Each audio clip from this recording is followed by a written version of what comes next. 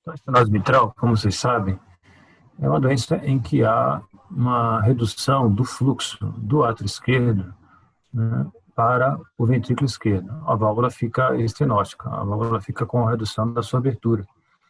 E por conta disso é que ocorre toda a fisiopatologia da estenose mitral. Uma vez que você não consegue abrir a válvula adequadamente durante a diástole, o fluxo que está, o volume de sangue que está dentro do átrio esquerdo também não consegue passar de forma adequada para o ventrículo esquerdo.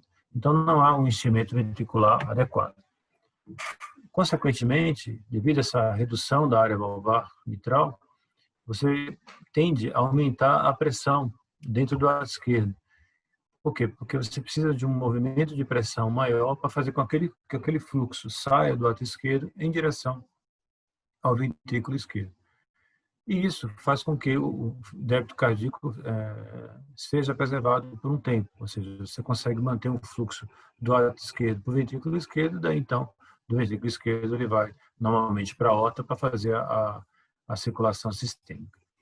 Mas, com o tempo, esse aumento da pressão do átrio esquerdo provoca uma série de alterações fisiopatológicas dentro da árvore arterial pulmonar e depois no ventrículo direito e, finalmente, no átrio direito. Então, a estenose mitral, ao contrário das outras valvopatias, é um fenômeno que afeta principalmente as câmaras direitas do coração e o átrio esquerdo. Ela raramente afeta o ventrículo esquerdo, isso acontece mais em situações como cardiopatia reumática, quando você tem uma cardite reumática, mas não pela estenose mitral em si. Ou na estenose mitral congênita, no qual a válvula mitral ela é muito estenótica, permitindo, então, não permitindo o desenvolvimento do ventrículo esquerdo. Mas isso é muito raro. Então, o que a gente vai falar aqui é da estenose mitral clássica, a estenose mitral reumática, no qual acontece, então, uma redução da abertura da válvula mitral, aumento da pressão média do átrio esquerdo, que, por sua vez, é transmitida retrogradamente até o ventrículo direito. Há sobrecarga das veias e dos capilares pulmonares, depois aumento da resistência arteriolar pulmonar, finalmente aumento das pressões da artéria pulmonar, hipertensão arterial pulmonar, e com isso sobrecarga do ventrículo direito, abertura da válvula tricúspide para poder diminuir esse excesso de pressão em cima das câmaras direitas, e aí a gente tem insuficiência tricúspide e insuficiência cardíaca e falência do ventrículo direito. Pode passar, Vivi. E aí o que acontece? Nessa fase, você tem, como eu falei, como território-alvo, a árvore arterial e venosa pulmonar, até que chega um momento que a válvula tricúspide é obrigada a abrir, ela dilata o anel tricúspide e a válvula tricúspide abre, no sentido de diminuir esse excesso de pressão, de aliviar esse excesso de pressão que existe em cima da artéria pulmonar e da câmara ventricular direita. Nesse momento, você tem, então, um aumento importante do ventrículo direito, uma sobrecarga de ventrículo direito, e se a pressão subir cada vez mais, começa a ter falência de ventrículo direito. O fenômeno de tricuspidização leva, então, a uma estenose mitral associada a uma insuficiência tricúspide e disfunção do ventrículo direito. É claro que esses fenômenos aqui são fenômenos tardios. Hoje em dia, a gente consegue reduzir a progressão dessa doença, interrompendo a doença antes de acontecer esse fenômeno de tricuspidização e antes de ocorrer esse fenômeno de falência de ventrículo direito. Então, não esperamos a pressão arterial pulmonar chegar a níveis tão altos como mais de 70 milímetros de mercúrio para tomar uma atitude, para tomar uma conduta de interferência da história natural. Mas ainda hoje a gente vê casos como esse, ainda hoje a gente vê casos de estenose mitral muito avançado, no qual houve esgotamento dos mecanismos adaptativos e protetores pulmonares, esgotamento de todo o sistema linfático, de recolhimento daquele excesso de líquido intersticial e alveolar, portanto, levando ao edema dessas regiões, o que leva à fadiga e dispneia para esses pacientes que têm estenose mitral numa fase tardia. Bom, pode passar. Então, a história natural da estenose mitral reumática, no modelo reumático, consiste de duas fases, a primeira e a segunda fase clínica. A primeira fase em que você tem o início da doença. Então, o sujeito tem a febre reumática, né? A febre reumática atinge a válvula, ela começa a sofrer um processo de cicatrização, recuperação e depois nova atividade reumática, nova cicatrização, nova recuperação. E esse processo de recuperação, cicatrização, vai fazendo com que a válvula comece a ter uma disfunção, né, devido a esse excesso de cicatrização muito grande, levando então a redução de sua abertura cada vez mais. Mas é uma fase que habitualmente é assintomática. Os pacientes ficam, no momento que ele está desenvolvendo a estenose mitral, eles ficam assintomáticos por um longo tempo. Até que, ao redor da segunda e terceira década de vida, eles começam a entrar numa fase sintomática, chamada segunda fase clínica, no qual agora a válvula mitral está muito estenótica, e aí você tem, então, uma redução expressiva da sua abertura, com toda a consequência em cima do átrio esquerdo e, finalmente, em cima do ventrículo direito.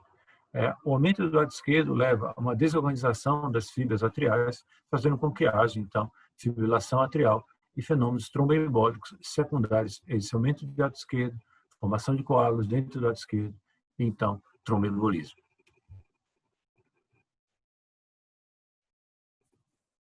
Bom, de uma outra forma, você pode falar a mesma coisa baseado nas diretrizes norte-americanas, no American Heart Association. Ele dividiu, então, os estágios de evolução da estenose mitral em 4 estágios, A, B, C e D, sendo que o estágio A é o estágio inicial da doença, o paciente sob risco, aquele doente que teve febre reumática, que teve alguma lesão na válvula mitral, mas essa lesão não foi uma lesão expressiva, porém está não foi uma febre reumática que não houve lesão cardíaca. Como você sabe, a febre reumática pode ou não ter lesão cardíaca. E nesse caso aqui, há uma lesão, o paciente fica sob risco. Depois é o estágio B, aquele paciente que teve a lesão, e como eu falei, ela vai se desenvolvendo ao longo do tempo. Com isso, ele entra é um paciente que tem agora estenose mitral, já com alguma repercussão, disfunção discreta para moderada, porém sem sintomas, ou seja, o paciente assintomático. Da mesma forma, é a fase C, a fase de transição, no qual o paciente está com a estenose mitral assintomática ainda, mas ela já é considerada, ela já é de grau importante. E eu vou explicar que grau importante é esse logo à frente. E, finalmente, o equivalente à nossa segunda fase clínica, a fase sintomática, que é a fase D. Então, essas divisões de estenose mitral em estágios A, B, C e D são importantes porque são utilizadas pela maioria dos médicos, dos cardiologistas, para graduar a estenose mitral na história natural dela. Ou seja, isso aqui é uma forma de você reconhecer em que ponto que está seu paciente na história natural da doença, do estágio A, que é o estágio inicial, até o estágio D, que é o estágio final. Pode ver. Temos, então, uma área vitral normal, que é de 4 a 6 centímetros quadrados, e havendo, então, redução até chegar a uma estenose crítica. Então, uma estenose mitral de grau discreto é aquela estenose que tem menos de 2 centímetros quadrados. Uma estenose mitral moderada é importante, quando ela tem menos de 1,5 centímetros quadrados. Isso aqui é um conceito internacional. Tá? Antigamente, a gente dividia de outra forma. Então, a gente falava que uma estenose mitral entre 1,1 e 1,5 era moderada. Abaixo de 1 era importante. Hoje a gente fala, abaixo de 1,5, moderada para importante. Ou seja, é uma doença que provavelmente você vai precisar abordar. E se tiver abaixo de 1 centímetro quadrado, sem dúvida, é uma estenose importante, e os americanos falam em very severe, ou seja, muito importante, no qual os pacientes já têm uma área valvar muito diminuída e, por conta disso, tem muita pressão arterial intra-atrial esquerda e muita pressão retrógrada pulmonar. Bom, o quadro clínico depende, obviamente, do grau de estenose mitral e do tempo de evolução da doença. Quanto maior o tempo de evolução, maior a chance, né, desse paciente apresentar algum sintoma, sair do estágio A e caminhar até o estágio D. Então, veja aqui, dispneia de esforço. Por quê? Porque já existe congestão pulmonar intersticial e depois alveolar, e hemoptise pela hipertensão pulmonar acaba rompendo pequenos vasos, né, a nível brônquico, e o paciente pode ter hemoptise desde simples hemoptise, casos com hemoptoicos, até uma hemoptise maciça. Eu vi um caso, uma paciente que estava aguardando cirurgia, no dia anterior à cirurgia ela teve uma hemoptise maciça. Essa paciente acabou não resistindo, por quê? Porque foi uma hemoptise de muita gravidade e ela acabou não resistindo, não conseguiu para a cirurgia no dia seguinte. Era uma paciente que tinha uma estenose mitral muito importante. Hoje em dia, raramente a gente vê uma ptise dessa monta em estenose mitral, mas vale sempre lembrar. Acidente vascular cerebral ou embolização periférica, principalmente na mulher jovem, porque a estenose mitral é uma doença que acontece em 2/3 dos casos nas mulheres e preferencialmente em pessoas mais jovens, porque ela vem carregando o seu problema desde a febre reumática que aconteceu entre 5 e 15 anos. Então, a estenose mitral é muito comum em mulheres e é muito comum em mulheres mais jovens. Você pega um acidente vascular cerebral nessa população, é obrigatório você pensar em estenose mitral. Se tiver fibrilação atrial, esse risco aumenta muitas vezes. Então, a fibrilação atrial com estenose mitral é uma situação de risco extremamente elevado e que sempre necessita de anticoagulação. Endocardite infecciosa pode acontecer na estenose mitral também, mas hoje em dia é raro a gente ver isso e acontece habitualmente quando você tem associação com insuficiência mitral. A endocardite infecciosa, como eu falei em outras aulas, não é uma doença comum nas doenças valvárias do tipo estenose exclusiva, somente estenose aórtica, estenose mitral, raramente a gente vê endocardite infecciosa. Quando se encontra endocardite infecciosa nesse grupo, pode procurar que tem insuficiência mitral associada. E o exame físico? O exame físico, o que é que você encontra? Lembra que a válvula está rígida, a válvula está bastante rígida. Então, você tem uma primeira bulha hiperfonética, né? A válvula tem dificuldade em abrir, levando a primeira bulha hiperfonética, também dificuldade de fechar. Você tem um sopro diastólico que vai do átrio esquerdo em direção ao ventrículo esquerdo.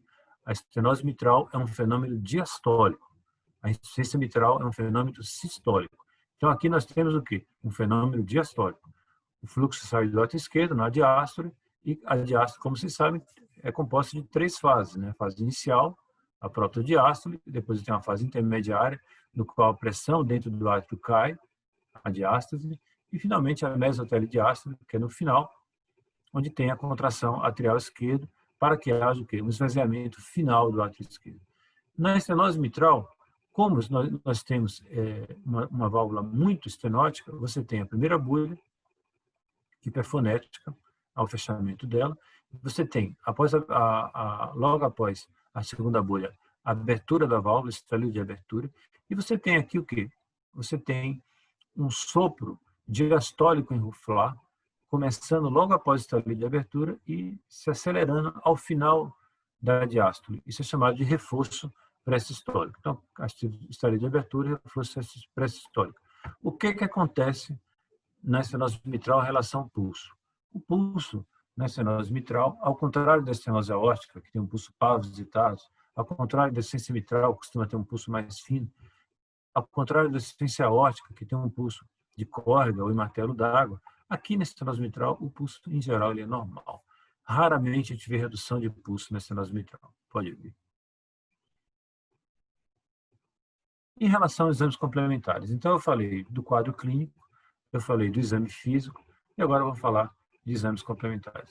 Os exames complementares, como não fala, estão complementando o que a gente já viu na clínica. E a clínica, que é muito importante, nem sempre você consegue ver um sopro diastólico em Rufflat exuberante na estenose mitral, sobretudo naqueles pacientes que têm um tórax mais alargado, pacientes com DPOC, pacientes mais com a caixa torácica mais avantajada. É difícil, muitas vezes, você ouvir o sopro diastólico. Tem que colocar o paciente em decúbito lateral esquerdo, a gente chama de posição de Pachon, para que você escute melhor o sopro diastólico, e você tem que procurar direitinho a área valvar mitral. Se você não conseguir encontrar esse sopro, você pode submeter o doente a um exercício, por exemplo, fazer alguns abdominais, mesmo deitado, 5 a 10 abdominais, rapidamente você aumenta a frequência cardíaca, aumenta a pressão atrial esquerda, você coloca ele então em decúbito lateral esquerdo e você consegue ouvir habitualmente esses pacientes após submetê-los a um exercício.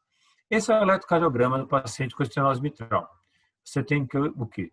Uma sobrecarga de átrio esquerdo, pode ter uma sobrecarga, inclusive de átrio direito. Nesse caso aqui, a gente tem o quê? Uma sobrecarga de ventrículo direito também, com onda R pura em veio. Então, esse eletrocardiograma é de um paciente em ritmo sinusal, com estenose mitral avançada, em que há sobrecarga de câmeras direitas e sobrecarga também de átrio esquerdo. E em relação, aqui está bem marcado, em relação à radiografia de tórax, como é que a gente vê?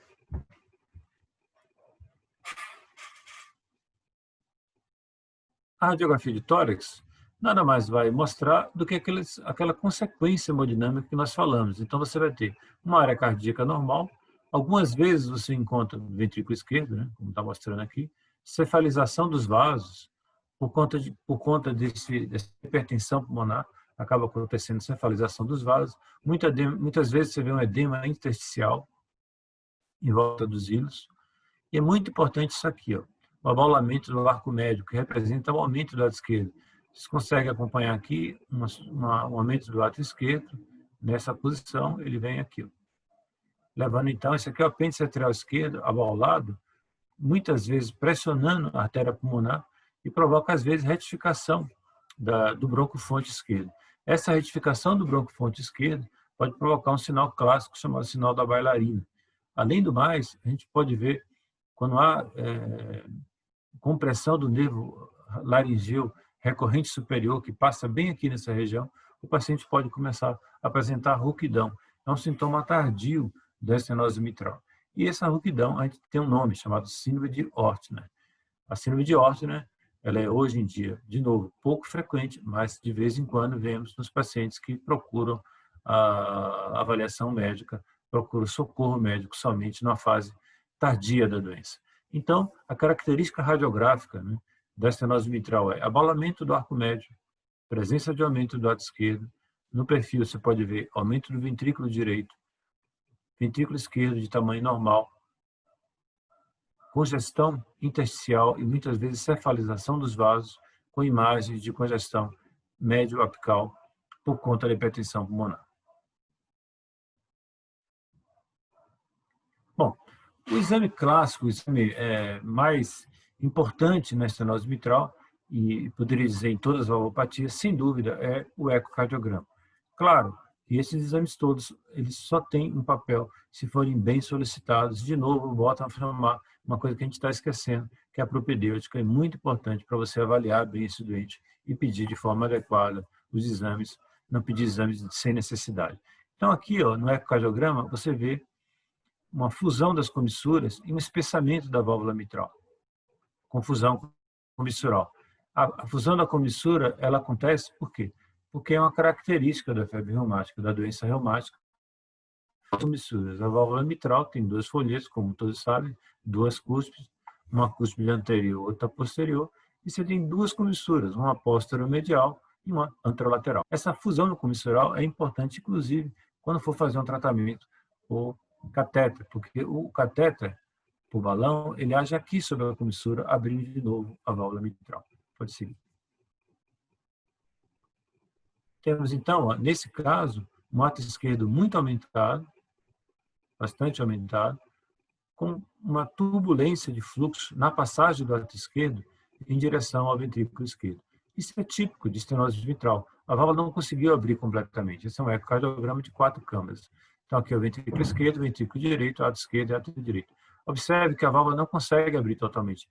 Habitualmente, essa válvula viria até o septo, a abertura do folheto anterior. E aqui o folheto posterior iria até a parede posterolateral do ventrículo esquerdo. Mas isso não acontece, ela para no meio, fazendo então com que haja uma turbulência de fluxo e haja porque há redução da abertura da válvula mitral. É uma porta entreaberta. Aqui é outra imagem. Então, você tem uma imagem aqui paraesternal longitudinal, de eixo longo, né, do ecocardiograma. Você tem um aumento do lado esquerdo, você tem o ventrículo esquerdo de tamanho normal, e você tem a válvula mitral espessada com essa abertura que a gente chama de abertura indome. Então, você consegue ver aqui como se fosse um bastão de hóquei. Acompanha, ó, um bastão de hóquei. Essa alteração é característica da estenose mitral reumática. A maioria dos casos de estenose mitral são reumáticos. Muitas vezes você pode ter estenose mitral calcífica, por calcificação do anel, mas é uma doença de idosos e de muito idosos. Pessoas com mais de 70 anos, mais de 80 anos, que têm estenose mitral calcífica. Não é uma doença de pessoas jovens. Aqui é outra situação, aqui teria um vídeo, a gente não vai conseguir ver, depois eu mostro para vocês. Mas, de novo, a válvula mitral teria que estar aberta aqui e o fluxo dela não abre completamente, fazendo com que haja diminuição, uma dificuldade em passar o fluxo através dessa válvula. Esse é um outro caso, né, em que nós temos um grande trombo dentro do lado esquerdo, isso aqui é um trombo aqui TR, uma válvula mitral quase sem abertura, uma abertura mínima da válvula mitral, e um ventrículo direito muito aumentado. Então, esse paciente, além da tricuspidização, tinha também um ventrículo esquerdo normal, mas com um átrio esquerdo enorme e um grande trombo dentro do átrio esquerdo. Esse paciente foi operado, ficou bem, foi retirado o trombo, abriu a válvula mitral, foi feita uma comisturotomia, ou seja, abertura em cima da comissura, e o paciente ficou muito bem. Uma coisa importante, como eu falei na estenose mitral, é a avaliação das câmeras direitas. Então, há métodos ecocardiográficos para avaliação dessa função ventricular direita. E por que isso importa? Porque numa eventual cirurgia cardíaca, principalmente na cirurgia cardíaca aberta, o ventrículo direito precisa ter uma boa função. Ao contrário, o paciente pode ter uma má evolução no pós-operatório. Ele precisa da força do ventrículo direito, né, para poder ficar bem. Isso muitas vezes não é possível. Por causa da hipertensão pulmonar, o ventrículo direito entra em falência, acontece uma disfunção ventricular direita, e aí no pós-operatório, ele, ao invés de manter sua contração, ele perde a contração, e a redução, a perda da contração do ventrículo direito provoca o quê? Diminuição do débito cardíaco para a esquerda, por causa da interdependência ventricular. Não tem fluxo do ventrículo direito para a artéria pulmonar, nem tampouco para o átrio esquerdo, cai o débito cardíaco e o paciente entra numa falência cardíaca de difícil tratamento. Então, pós-operatório de um paciente com falência de ventrículo direito imediato é muito difícil.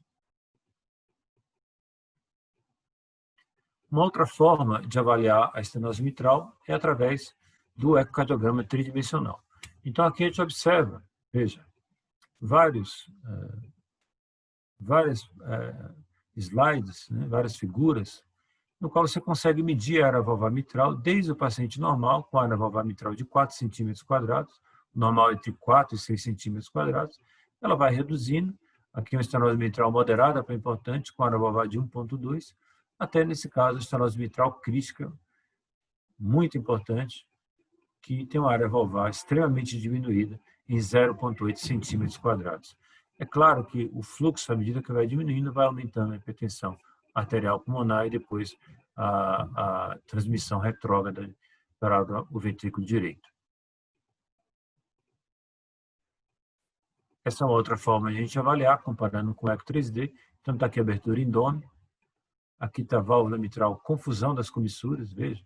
Bastante visto aqui no ecocardiograma tridimensional, a fusão das suas comissuras e a dificuldade da válvula em abrir.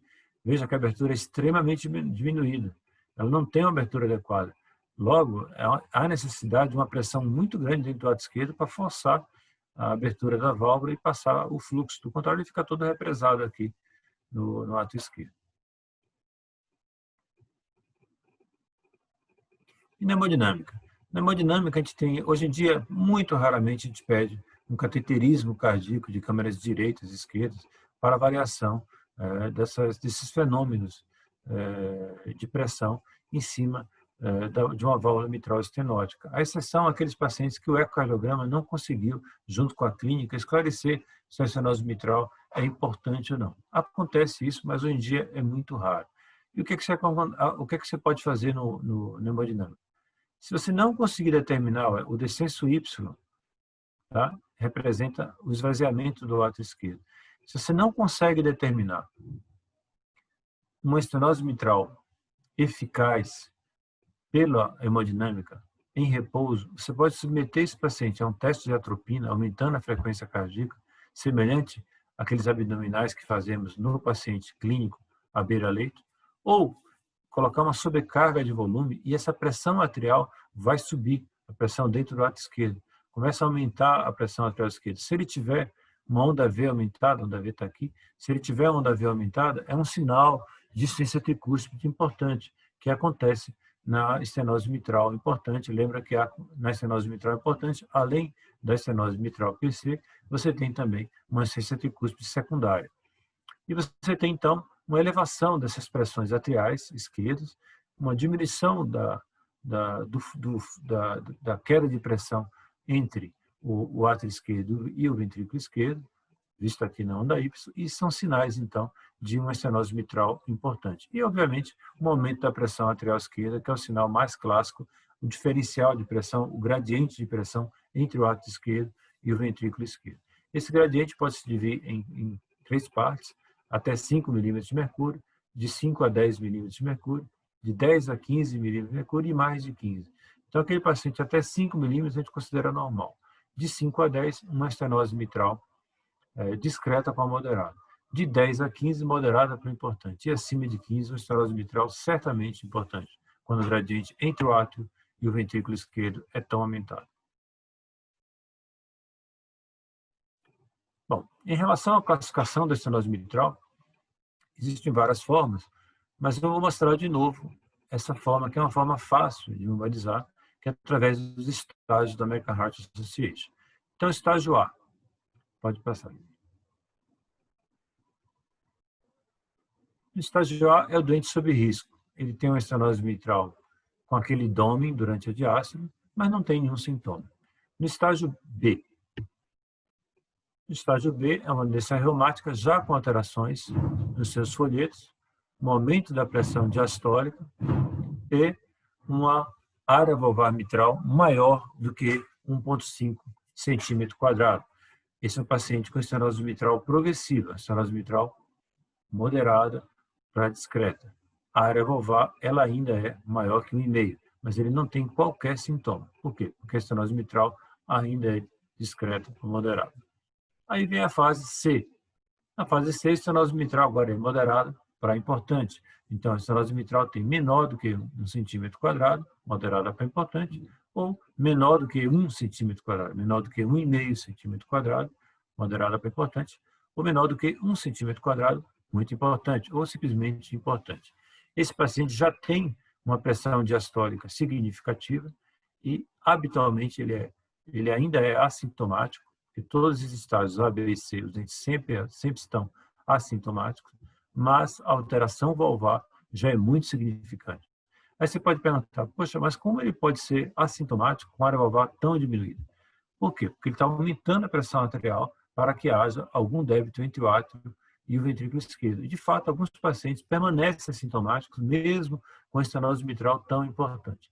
Porém, se esse paciente entra em uma situação em que ele precisa de mais débito cardíaco, por exemplo, exercício físico intenso, se ele tem uma crise tireotóxica, aumenta muito os hormônios da tireoide, de repente, se ele tem uma fibrilação atrial, perde a contração atrial, responsável aqui por 20 a 30% do débito cardíaco, se é uma paciente mulher e entra na gestação, no segundo para o terceiro trimestre acontece hipervolemia, esses pacientes acabam apresentando sintomas, né, antes assintomáticos, porque se submeteu ele a uma sobrecarga volumétrica no qual ele não consegue suportar.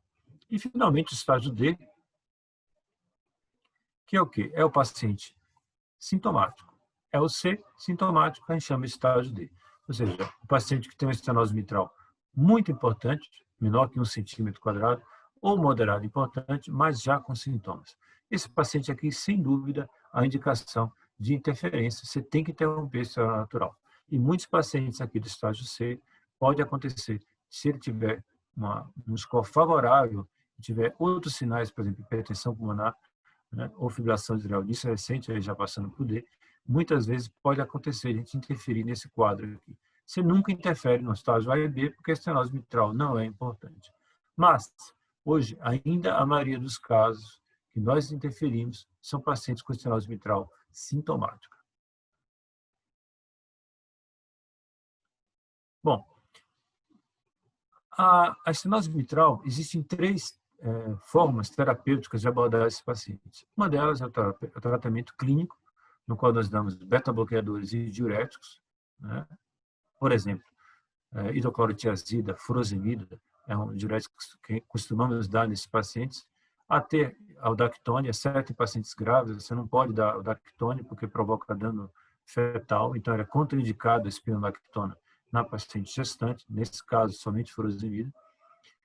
Os beta-bloqueadores, por quê? Porque o problema é diastólico, então você tem que reduzir a frequência cardíaca para favorecer uma diástole mais prolongada. No momento que você tem uma diástole mais prolongada, você tem uma capacidade de esvaziar o ato esquerdo de uma forma mais eficaz, de uma forma mais efetiva.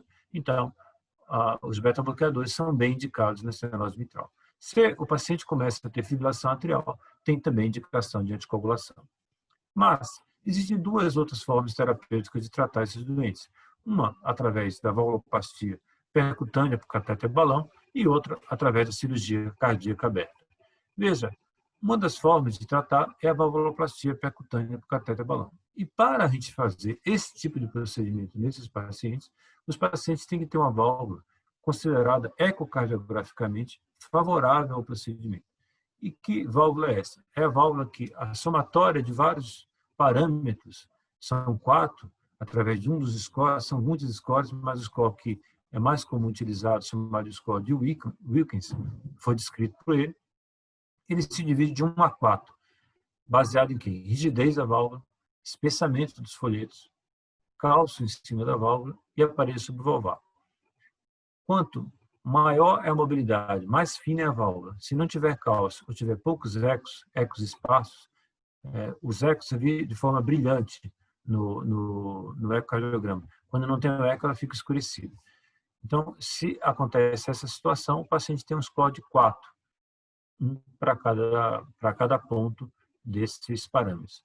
À medida que esses parâmetros vão ficando mais rígidos, até a válvula ficar imóvel, ter um espessamento muito severo, você tem cálcio na válvula, você tem um aparelho salvar confusão até o músculo papilar, ele pode chegar até 4. Então, o score de Wilkins ele varia entre 4 e 16. Qual seria o score ideal? De 8 para baixo. Então, o score de 5, 6, 7, 8, né, é um score ideal para fazer a valvuloplastia. Lembrando que a valvuloplastia percutânea por catéter balão vai abrir a válvula na comissura. Então, um score favorável de Wilkins até 8 é muito favorável para fazer o tratamento. Tem dois problemas. Ele não pode ter uma insuficiência mitral mais do que discreta, porque se tiver a válvula, no momento que você abre, se torna uma insuficiência mitral moderada para importante, então você transforma uma estenose mitral numa insuficiência mitral, não é desejável, e também não pode ter trombo intracavitário, porque se faz isso com catéter, se tiver trombo intracavitário, vai fazer com que o paciente possa ter um acidente vascular cerebral durante o procedimento. Então, pacientes com trombo intracavitário e pacientes com insuficiência mitral mais do que discreta têm contraindicação para realizar a valvuloplastia percutânea catéter balão. Quais são, então, indicações de intervenção na estenose mitral? Primeiro, considerar a área valvar mitral menor do que 1 centímetro quadrado. Se for uma área valvar maior do que isso, procure uma outra causa para os sintomas. Minha paciente é muito sintomática com área valvar de 1,7. A estenose mitral dela não é significativa.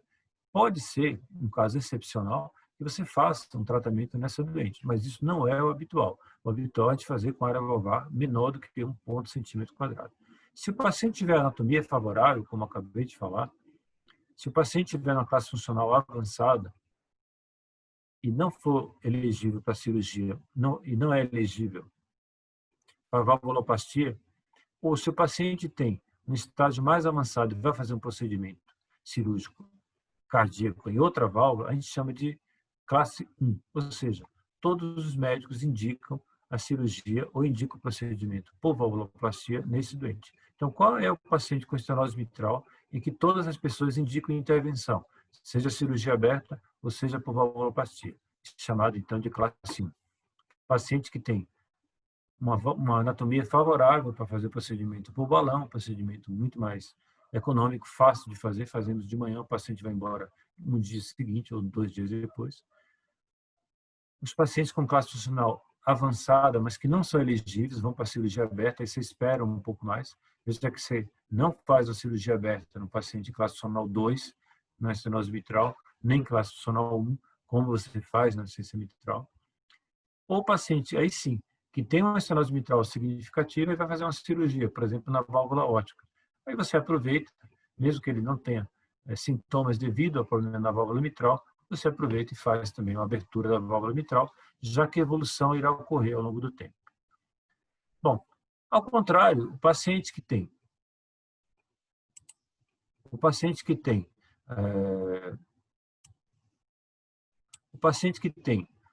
uma anatomia favorável, em estágio C, ele é assintomático, mas a área valvar é muito diminuída, porém essa anatomia é favorável, ele não vai para uma cirurgia aberta. Você pode considerar a classe 2A, quer dizer que você pode considerar, a maioria das pessoas indicam, mas não a totalidade. Classe 1, a totalidade das pessoas indicam, dos médicos indicam.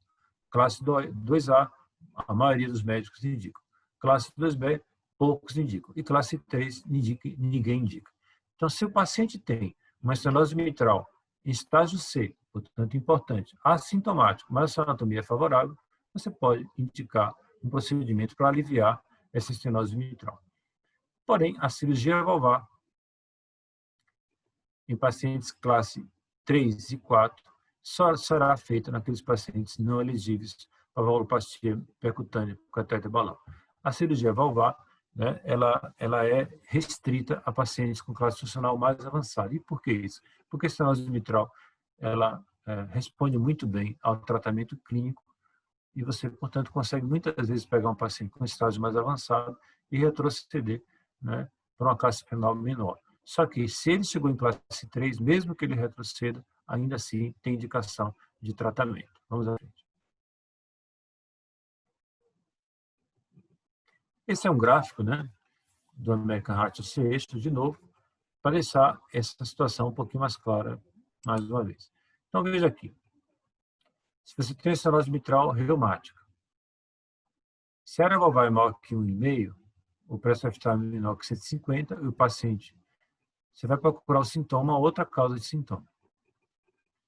Se o paciente aumentou a sua pressão pulmonar durante o exercício, você pode considerar um tratamento, sobretudo por balão. Se o paciente tem uma estenose mitral muito importante e ele está sintomático, a indicação é cirúrgica. Ou, se for possível, a valvuloplastia balão, não houver trombo intracavitário nem estenose mitral, a ciência mitral menor do que discreta, você pode considerar uma valvuloplastia.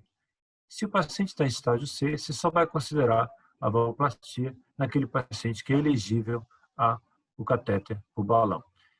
Esse aqui é um gráfico importante, mas eu acho mais fácil de visualizar isso com o nosso gráfico da nossa diretriz. Vamos à frente.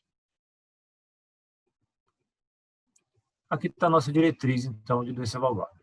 Eu acho muito mais fácil seguir esses passos. São 5 passos. Primeiro passo, nos pacientes com estenose mitral importante, você questiona a etiologia. A maioria é febre reumática. Poucas causas raras de outras doenças, como estenose mitral calcífica. Você vai para o terceiro passo. Se o paciente está com a dispneia mais acentuada, né, aqui, veja que na diretriz a gente muda para classe 2, de 2 a 4, brasileira. Se o paciente está com sintomas e ele é um paciente elegível à valvuloplastia ou uma cirurgia, você pode considerar fazer esse procedimento. Se o paciente tem complicadores, seja hipertensão pulmonar ou FA de início recente, você pode considerar, mesmo sem sintomas, o tratamento intervencionista. Se o paciente, apesar disso, não tem complicadores, você vai fazer o segmento individualizado. Então, na estenose mitral, em resumo, o paciente é classe funcional 3 ou 4, sempre tem indicação. O paciente é classe funcional 2, tem complicadores, pode fazer valvuloplastia, pode ser indicado.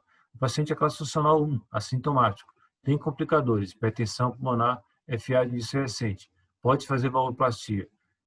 O balão, você pode indicar. O paciente tem condição de fazer valvuloplastia, individualiza e vê caso a caso. Muitos a gente acaba indicando a cirurgia para evitar que esse FA se torne permanente. Pode mais? Bom, então esse é o resumo dessa aula, né? Essa aula de estenose mitral, volto a falar para vocês que é muito importante se visualizar na estenose mitral, não o ventrículo esquerdo, mas o ventrículo direito.